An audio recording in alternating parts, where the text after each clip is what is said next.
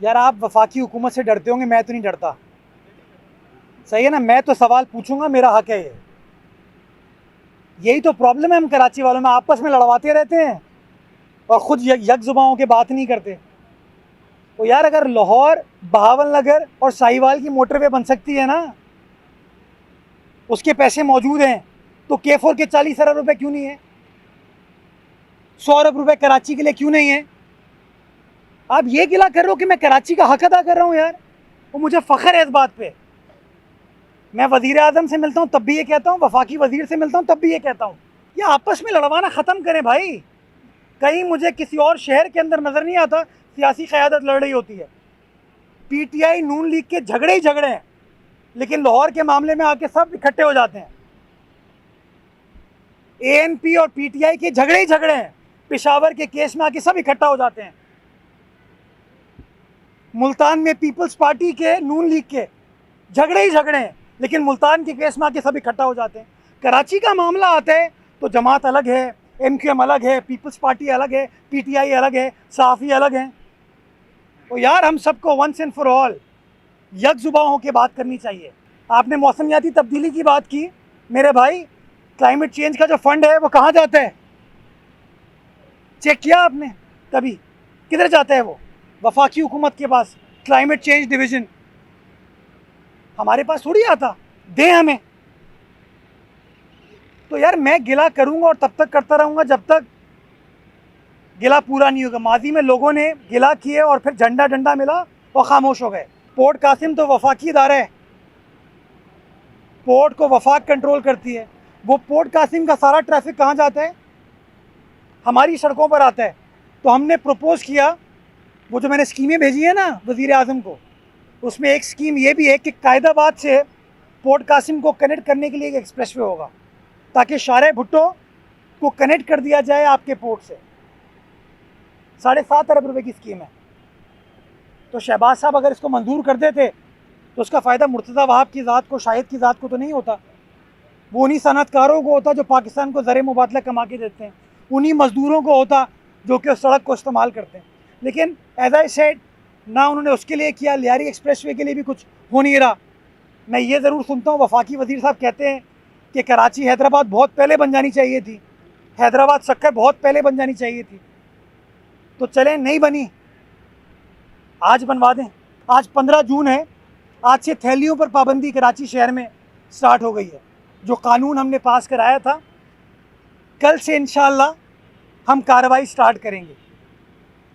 मैं मीडिया के तवज्जुह से हाथ जोड़ के कराची वालों से गुजारिश करता हूँ, क्योंकि बारिश की भी आमद है, नालों की सफाई हर साल हम करते हैं, करोड़ों रुपए खर्च करते हैं।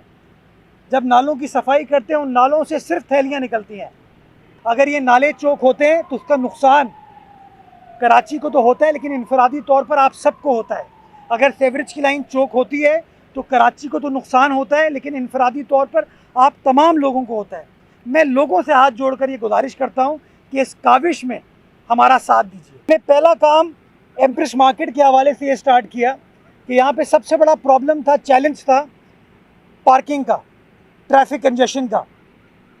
कोई तसव्वुर नहीं कर सकता था कि यहाँ पर गाड़ियों की पार्किंग की फैसिलिटी इस्टेब्लिश हो सकती है। कब्ज़ा था, हमने उस कब्ज़े को छुड़वाया। तकरीबन 400 गाड़ियों को खड़ी करने के लिए हमने कार पार्किंग फैसिलिटी बनाई है। 150 से 200 मोटर बाइक्स खड़े करने के लिए हमने पार्किंग फैसिलिटी बनाई। दूसरे फेज़ में हमने बिल्डिंग, इमारत को अंदर से उसकी तज़ीन व आराइश करने का फ़ैसला किया। और सबसे पहले जो हमारी गोश्त की मार्केट थी, जो कि इतनी गंदी थी, जिसका इतना बुरा हाल था कि शायद आप सब जानते हैं, हमने फ़ैसला किया कि हम अपने तमाम कस्साब को, अपने तमाम जो गोश्त का कारोबार करते हैं, उनको एक बेहतरीन, मुनासिब, साफ़ सुथरी, हाइजीनिक मुतबादिल फ़राहम करते हैं। आज अल्हम्दुलिल्लाह मुझे खुशी होती है आपको बताते हुए कि वो तज़ीन व आराइश करके हमने आज माशाअल्लाह उस काम को मुकम्मल कर लिया है। अगले हफ्ते से इंशाअल्लाह वो तमाम के तमाम लोग जो हमारे एग्जिस्टिंग मीट सेक्शन में हैं, उनके लिए 29 स्टॉल हमने बना दिए हैं। वो आके अपना गोश्त का कारोबार एक साफ़ सुथरे हाइजीनिक एटमॉस्फेयर में कर सकते हैं। दूसरे फेज़ में यानी कि अगले हफ्ते के बाद जहाँ पे अभी एग्जिस्टिंग कस्साब मौजूद हैं या गोश्त वाले मौजूद हैं, जब वो मुंतकिल हो जाएंगे इस नए मीट सेक्शन में तो उस हिस्से की तज़ीन व आराई स्टार्ट करेंगे, ताकि जो बीच कोर्टयार्ड में आपके सब्ज़ी वाले हैं, परचून वाले हैं, हम उनको वहाँ शिफ्ट कर सकें, ताकि जो बीच का वरांडा है उसको हम खाली करा के साफ़ सुथरा करके कराची वालों के लिए इंक्रोचमेंट फ्री कर सकें, ताकि लोग वहाँ पर आके बैठ सकें। और उसके बाद इंशाअल्लाह जो बाहर का स्ट्रक्चर आपको नज़र आता है, जो फसाड है, उसको हमने ठीक करना शुरू कर दिया। आपके सामने इस वक्त काम होता हुआ नज़र आ रहा है। और आखिर में इसकी जो ये क्लॉक है तारीख़ी, उसको भी इंशाअल्लाह सही करके, जैसे KMC की इमारत की क्लॉक चलती है उस तरीके से ये भी क्लॉक चलेगी। आइंदा ये जो चंद माह है इसके अंदर आप देखेंगे कि मुर्गी खाना का ब्रिज, उसके ऊपर भी तेज़ी से काम चल रहा है। कोरंगी कॉजवे का ब्रिज, उस पर भी तेज़ी से काम चल रहा है। और जाम सादिक का ब्रिज, उस पर भी तेज़ी के साथ काम चल रहा है। करीमाबाद अंडरपास पे भी अब तेज़ी से काम चल रहा है।